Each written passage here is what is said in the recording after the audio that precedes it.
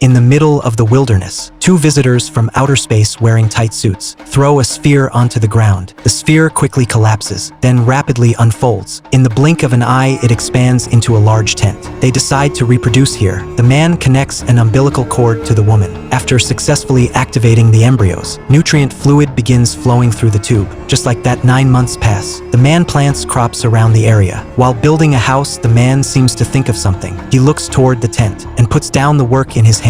It is time for the children to be born. The man goes inside and prepares the tools for delivery. He cuts the umbilical tube of the first embryo, lifts the thin membrane on top, revealing the small life inside, carefully scoops the little one out, wraps it in a prepared swaddle, and places it into an incubator. One incubator can hold exactly 3 babies. They cultivate a total of 6 embryos at once. In his hands is the last baby, but it seems to have stopped breathing. The mother wants to hold the baby, but the father says the protocol requires it to be dismantled and used to feed the other children. The mother still insists on holding it. She takes baby number 6 from the father and gently strokes it with great affection, then tightly hugs it into her arms, unwilling to let go. Tears fall from her eyes in grief. When the tears land on the baby, a miracle happens. The baby miraculously comes back to life, so they decide to give it the creator's name and name it Campion. Several more years pass in the blink of an eye. The children of different origins all show different traits. The mother happily weaves fabric and makes clothes for them nearby. One day, while weeding the crops, they discover a pile of large animal bones, so the two of them dig the remains out. The mother takes the children to look at the bones they found, while the father plays hide and seek with them. But happy times are always short-lived. One of their daughters, Tally, mysteriously walks toward a distant cave. When the mother arrives after noticing, only the doll in her daughter's hand is left behind. Before they can move on from losing their daughter, in less than 4 years, the other children fall sick